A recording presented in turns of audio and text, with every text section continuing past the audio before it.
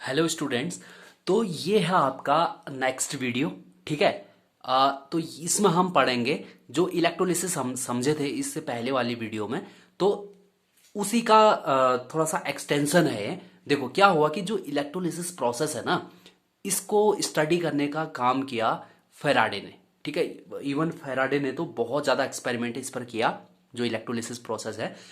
तो उन्होंने क्या किया कि बहुत ज्यादा स्टडी करने के बाद जो भी ऑब्जर्वेशन उनका निकल करके आया, उन्हीं के हिसाब से उन्होंने क्या किया, इलेक्ट्रोलिसिस पर बेस्ड दो लॉज दिए। ठीक है। तो जिनको हम कहते हैं फेराडेज लॉ ऑफ इलेक्ट्रोलिसिस। तो ध्यान देना, हम पहले लॉ को डिस्कस करने वाले हैं। सबसे पहले हम पहले लॉ को डिस्कस करेंगे, उसके बाद हम सेकेंड लॉ को डिस्कस करेंगे। ठीक है। तो ये जो आपको बोर्ड में लिखा हुआ दिख रहा है, this is the Faraday's first law of electrolysis. ठीक है। तो सबसे पहले हम समझ लेते हैं इसको कि है क्या चीज है। ठीक। तो अब देखो, यहां पर को मैंने एक छोटा सा यहां पर एक्सपेरिमेंटल तरीके से एक इलेक्ट्रोलिटिक सेल बना रखा है। तो दो इलेक्ट्रोड्स हैं। आज जैसे आपको पता है कि यह इसको हम बैटरी से कनेक्ट करेंगे। तो बैटरी से कनेक्ट करने के बाद एक आपका पॉजिटिव टर्मिनल होगा, दूसरा नेगेटिव टर्मिनल होगा। पॉजिटिव टर्मिनल जिससे जुड़ा होगा आपका, वो होगा आपका एनोड। ध्यान देना यहां पर ध्यान देना, जो इलेक्ट्रोड आपका पॉजिटिवली चार्ज है ना, क्योंकि पॉजिटिव टर्मिनल से जुड़ा है बैटरी के, तो उसको एनोड कहते हैं और इसको कहते हैं कैथोड। ठीक। तो अब सॉल्यूशन में जो पॉजिटिव आयंस हैं, वो पॉजिटिव आयन तो नेगेटिव टर्मिनल की तरफ को चले जाएंगे। जैसे मान लो NaCl का मैंने थोड़ी देर पहले एग्जांपल दिया था। तो NaCl में भी NaCl यानी कि Na पॉजिटिव और Cl नेगेटिव, तो Cl नेगेटिव आपका एनोड की तरफ को आएगा और जो Na पॉजिटिव है वो कैथोड की तरफ को जाएगा। तो इसी तरीके से होता है। तो फेराडे ने क्या ऑब्जर्व किया, फेराडे ने ये ऑब्जर्व किया कि इस सॉल्यूशन में हम जितनी ज्यादा इलेक्ट्रिसिटी पास कराएंगे, ठीक है, यानी कि हम जितना ज्यादा करंट पास कराएंगे इसमें, उतना ही ज्यादा अमाउंट इन इलेक्ट्रोड्स पर इकट्ठा होगा। कौन सा अमाउंट? अरे इसमें जो इलेक्ट्रोलिटिक सॉल्यूशन आपने भरा है, जैसे NaCl मान लो भरा है, हाइपोथेटिकली यहां पर NaCl भरा है, तो Na पॉजिटिव और Cl नेगेटिव, मैं इन्हीं सब्सटेंसेस की बात कर रहा हूं। यानी कि जो ये पॉजिटिव चार्ज है ये कहां पर इकट्ठा होगा? इस नेगेटिव वाले रॉड पे। और ये जो नेगेटिव आयंस है वो कहां पर इकट्ठा होगा? एनोड वाले रॉड पे। ठीक। तो ये कहने का मतलब ये है कि ये अमाउंट उतना ही ज्यादा बढ़ जाएगा जितना ज्यादा आप करंट पास कराएंगे। करंट जैसे जैसे पास कराओगे, ज्यादा करंट बढ़ाओगे, तो वैसे वैसे Na पॉजिटिव ज्यादा से ज्यादा मात्रा में इधर को जाएंगे, कैथोड की तरफ को। ऐसे ही Cl नेगेटिव उतने ही ज्यादा इधर को आएंगे। वो सब डिपेंड करता है आपका इलेक्ट्रिसिटी पर। ठीक है। यानी कि आपने कितनी इलेक्ट्रिसिटी उस पर डाल रखी है। तो जो स्टेटमेंट आपको बोर्ड पे दिख रहा है, तो फेराडेज फर्स्ट लॉ का जो स्टेटमेंट है, देखो, the amount of any substance, ठीक है, यानी कि जो सब्सटेंस आपका इलेक्ट्रोलाइट है, the amount of substance deposited और liberated at any electrode is directly proportional to the quantity of electricity passed through the electrolyte. ध्यान देना, जो चीज मैंने समझाई वही चीज स्टेटमेंट में ये क्लियर हो जा रहा है। अब देखो मैथमेटिकली अगर इसको समझें, अगर किसी एक इलेक्ट्रोलाइट पर, ध्यान देना, अगर किसी एक इलेक्ट्रोलाइट पर W gram of substance liberate हो रहा है या डिपोजिट हो रहा है on passing Q coulomb of electricity. ठीक है। Q कूलम का मतलब देखो यहां पर, क्योंकि जो करंट होता है ना, current is the rate of flow of charge. ठीक है। यानी कि पर यूनिट टाइम में कितना चार्ज फ्लो हो रहा है, उसी को तो इलेक्ट्रिक करंट कहते हैं। तो कहने का मतलब आप चार्ज बोलो या करंट बोलो, दोनों एक ही चीज है। तो हालांकि ये फॉर्मूला ये होता है ना, एग्जैक्टली एक ही चीज तो नहीं है, क्योंकि current is the rate of flow of charge होता है। ठीक। लेकिन आप अगर जनरलाइज फॉर्म में अगर कहो, टी को 1 रख दो, T is equal to 1 second के लिए कह दो, तो टी इक्वल टू 1 सेकेंड कह दो, तो आई इक्वल टू कितना बन गया आपका? क्यू तो बन गया। ठीक है। ये स्पेसिफिक केस की बात कर रहा हूं। तो अगर W gram of the substance is deposited on passing Q coulomb of electricity, then mathematically देखो, क्योंकि जो जितना ज्यादा अमाउंट आपका इलेक्ट्रोड की तरफ को आ रहा है, this is depends on the charge. तो आपने ये डायरेक्टली प्रोपोर्शनल कर दिया।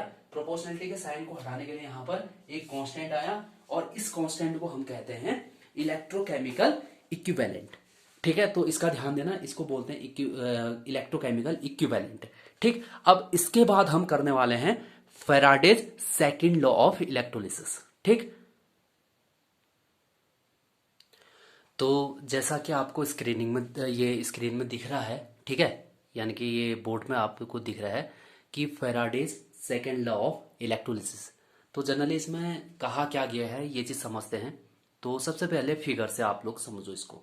ठीक है, तो फिगर में आपको क्या दे रखा है, यहाँ पे 3 इलेक्ट्रोलिटिक सॉल्यूशंस दिए हुए हैं, सारे के सारे एक्वस फॉर्म में होंगे। ठीक है, यानी कि AgNO3 ये भी आपका एक्वस फॉर्म में होगा, और CuSO4 है ये भी एक्वस फॉर्म में होगा, और H2SO4 है ये भी एक्वस फॉर्म में होगा। ठीक है, तो इस बात को आप सबसे पहले समझ लेना। तो ये इस तरीके से 3 इलेक्ट्रोलिटिक सॉल्यूशन है, और आपने क्या कर रखा है, इन इलेक्ट्रोलिटिक सॉल्यूशंस में सेम इलेक्ट्रिसिटी पास करा रहे हो।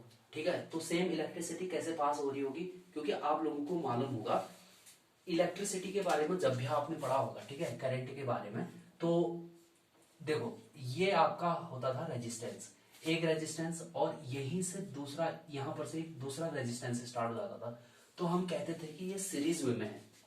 किस फॉर्म में है, ये सीरीज में है। और अगर कुछ इस तरीके का होता था, देखो इस तरीके से या इस तरीके से, तो हम कहते थे इसको कि पैरेलल फॉर्म में है।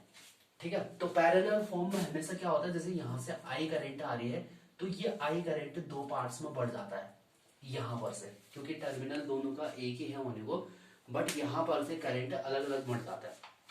ठीक है, तो ये पैरेलल वे में हो गया, और ये हो गया सीरीज वे में। जब आपने इलेक्ट्रिक करंट पढ़ा होगा वहां पर ये चीजें अवश्य पड़ी होंगी। तो यहां पर को देखो, जनरली क्या है, एक बैटरी है। ठीक है, बैटरी से आपने यहां पर देखो ये रियोस्टेट है। रियोस्टेट का मतलब होता है, आर से इसको दिखा दे हैं, तो रियोस्टेट का मतलब है कि आप जो रेजिस्टेंस है ना, तो उस रेजिस्टेंस को आप बढ़ा भी सकते हो और घटा भी सकते हो। ठीक है, बस एक छोटा सा इसी तरीके से होता है, उसमें ऐसे ऐसे घुमाना पड़ता है। ठीक है, इस तरीके से जब आप फिजिक्स का प्रैक्टिकल करोगे तो वहां पर आपको ये देखने को मिलेगा।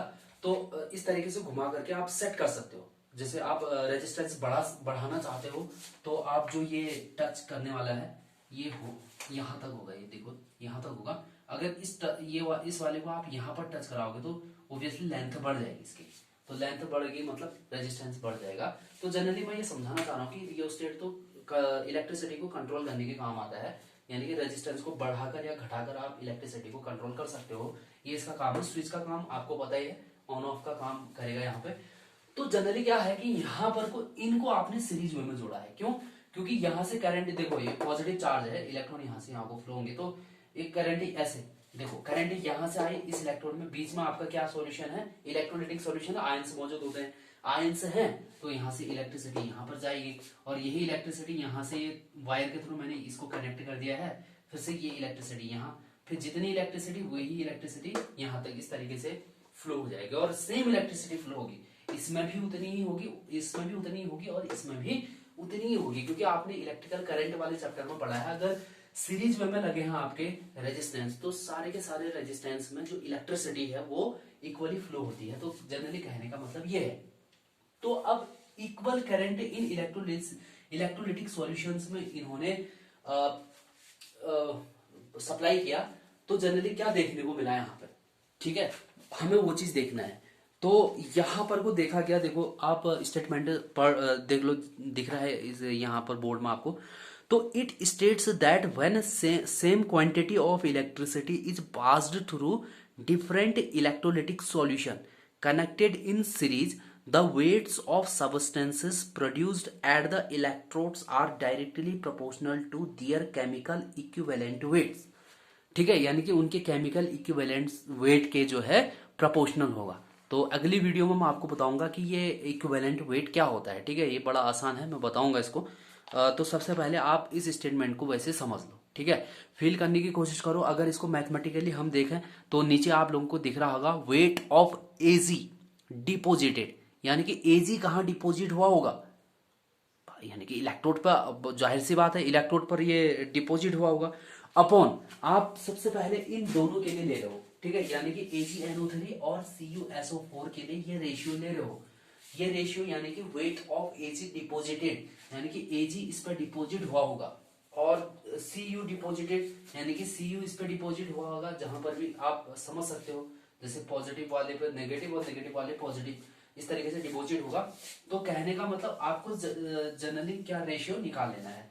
तो weight of AG deposited, weight of C U deposited, इनका रेशियो इज इक्वल टू आ जाएगा equivalent to weight of AG. ध्यान देना, मैं समझाने वाला हूं अगली वीडियो में कि जो एजी है इसका इक्विवेलेंट वेट क्या है और equivalent weight of C U, ठीक है, यानी कि इनका रेशियो और इनका रेशियो इन दोनों के लिए देगा सेम है।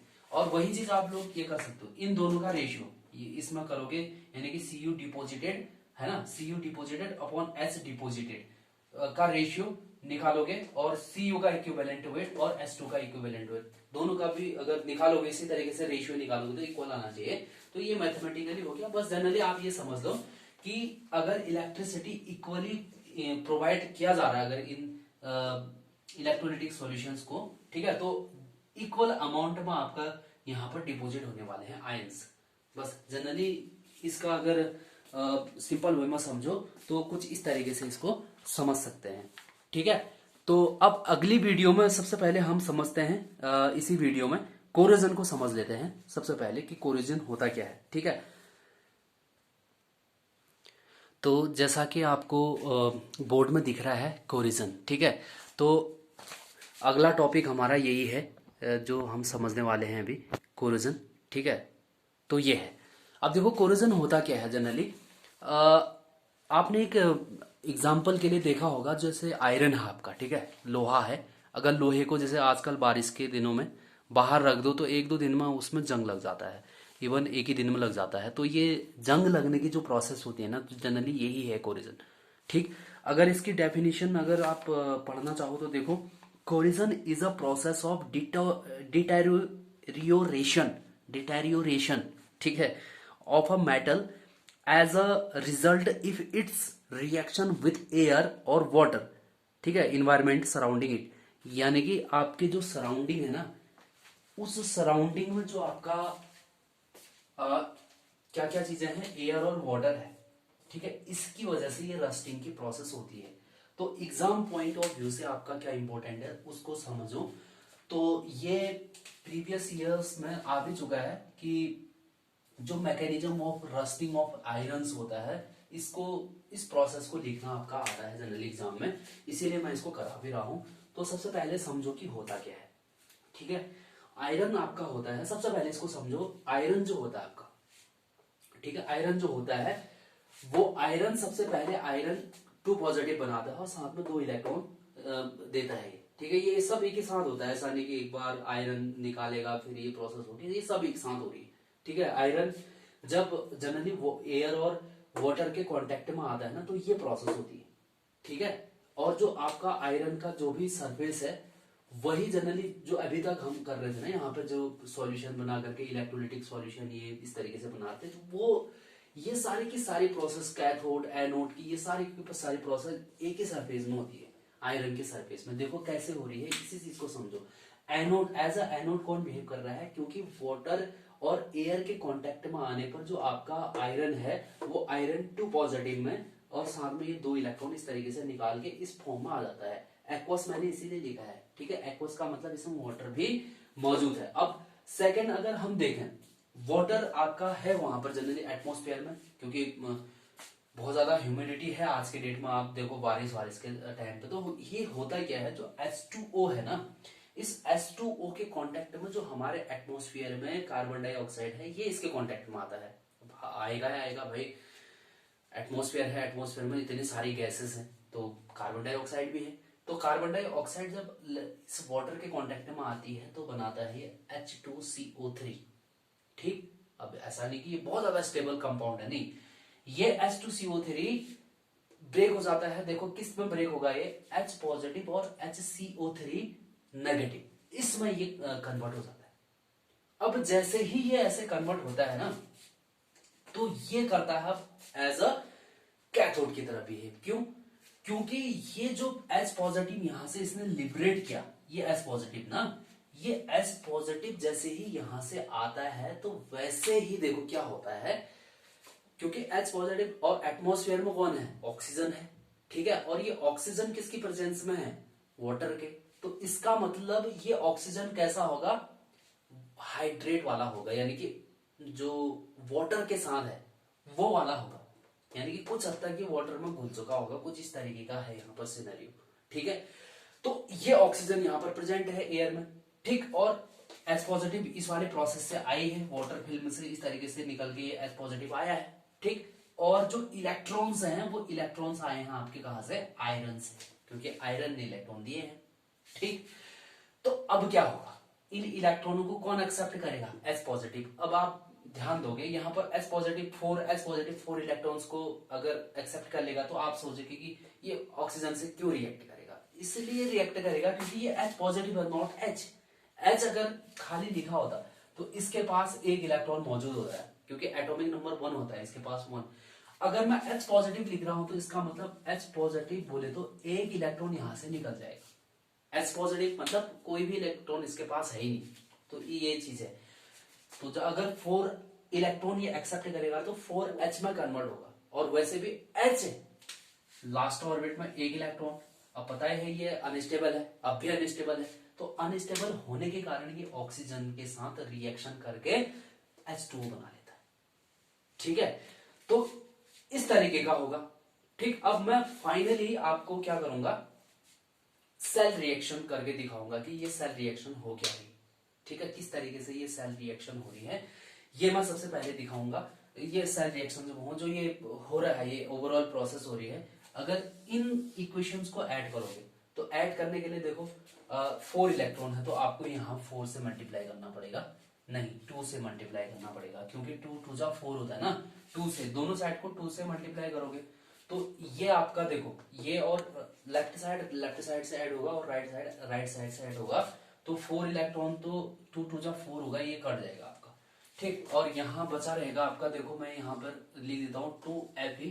ठीक है, 2FeS, और यहाँ पर अगर देखोगे तो ये O2 है और आपका 4H पॉजिटिव है, 4, और इक्वल टू के इस साइड को देखो Fe2 पॉजिटिव, Fe2 पॉजिटिव, और साथ में आपका क्या है 2H2। तो ये ओवरऑल रिएक्शन देखो, आपका जो आयरन है ना वो आयरन Fe2 पॉजिटिव में कन्वर्ट हो गया, और ये Fe2 पॉजिटिव साथ में आपका ये हाइड्रेट है। ठीक है, तो यही है आपकी रस्टिंग की जो प्रोसेस है, और इसका मैकेनिज्म आता है आपका mechanism of rusting of iron. ये इक्वेशन आपको याद करनी पड़ेगी। ठीक है, बहुत आसान है, दोबारा इसको समझ लो। देखो मैं सिंपली बता दूं, जो आयरन है, आयरन आपका Fe2 पॉजिटिव में कन्वर्ट हो जाता है और साथ में इलेक्ट्रॉन निकलेंगे। ठीक, फिर वाटर है, वाटर के कांटेक्ट में कार्बन डाइऑक्साइड, क्योंकि एटमॉस्फेयर है, बहुत सारी गैसेस हैं उसमें, कार्बन डाइऑक्साइड भी है, तो वाटर के कांटेक्ट में आने पर बना देता है ये H2CO3। ये कंपाउंड बहुत ज्यादा स्टेबल तो है नहीं, टूटेगा ये, तो टूट गया ये, टूटेगा H पॉजिटिव और HCO3 नेगेटिव में। ठीक है, अब हमको क्या है कि हमको इसकी जरूरत है H पॉजिटिव की। क्यों जरूरत है, क्योंकि इलेक्ट्रॉन दिए है ना यहाँ आयरन ने, उनको कौन एक्सेप्ट करेगा, H पॉजिटिव एक्सेप्ट करेगा। ठीक है, और हमने ये देखा कि H पॉजिटिव तो इलेक्ट्रॉन को एक्सेप्ट तो करेगा ही करेगा, लेकिन एटमॉस्फेयर में जो ऑक्सीजन है ना वो ऑक्सीजन भी मौजूद है वाटर के साथ। ठीक है, वाटर ऐसा नहीं कि ये बिल्कुल प्योर फॉर्म में है, ऐसा नहीं है, क्योंकि एटमॉस्फेयर में तो वाटर भी है। ठीक, तो उस वाटर के साथ ये थोड़ा सा इसके बॉन्ड लूज हो जाएंगे, तो उस टाइम पे ये क्या करेगा, जो H है हाइड्रोजन इस फॉर्म में, तो ये अटैक कर लेगा और इसके साथ अटैक करके ये बना लेगा वाटर। ठीक है, फिर इन दोनों इक्वेशन जो क्योंकि कैथोड पर इलेक्ट्रॉन एक्सेप्ट हो रहे हैं और एनोड पर इलेक्ट्रॉन डोनेट हो रहे हैं, तो इन दोनों इक्वेशन को हम अगर ऐड कर दें तो हमको ये देखना पड़ेगा, क्योंकि यहाँ पर 4H पॉजिटिव है तो 4 इलेक्ट्रॉन चाहिए। ठीक है, 4 इलेक्ट्रॉन चाहिए तो यहाँ 2 से मल्टीप्लाई करना पड़ेगा, तो 2 से दोनों साइड को मल्टीप्लाई करके मैंने ओवरऑल रिएक्शन इस तरीके से लिख दी है। ठीक है, तो यही है रस्टिंग प्रोसेस। ठीक है, mechanism of rusting of iron. तो आई होप इतना आप लोगों को समझ में आया होगा। ठीक है, तो ये आपका आज इलेक्ट्रो जो ये केमिस्ट्री है ये चैप्टर आपका कंप्लीट हो चुका है। ठीक, तो अब अगली वीडियो में करेंगे हम नेक्स्ट चैप्टर। तो मैं बताऊंगा आपको, या तो सॉलिड स्टेट हम स्टार्ट करने वाले हैं या फिर सॉल्यूशन या केमिकल काइनेटिक्स, कोई भी एक चैप्टर हम स्टार्ट करेंगे। मैं मैक्सिमम अगर बता दूं आपको तो मैं सॉलिड स्टेट शुरू करने की सोच रहा हूं। तो यहाँ तक आप लोग अपना जो रिटर्न वर्क है वो कंप्लीट कर लेंगे। अगर कोई भी इस वीडियो से रिलेटेड अगर कोई भी प्रॉब्लम आती है या फिर कोई चीज़ समझ में नहीं आती है, आप मुझे मैसेज करके बता दीजिए, ठीक है? तो मैं होगा तो इससे अपडेटेड वीडियो और आपके लिए लेके आऊँगा।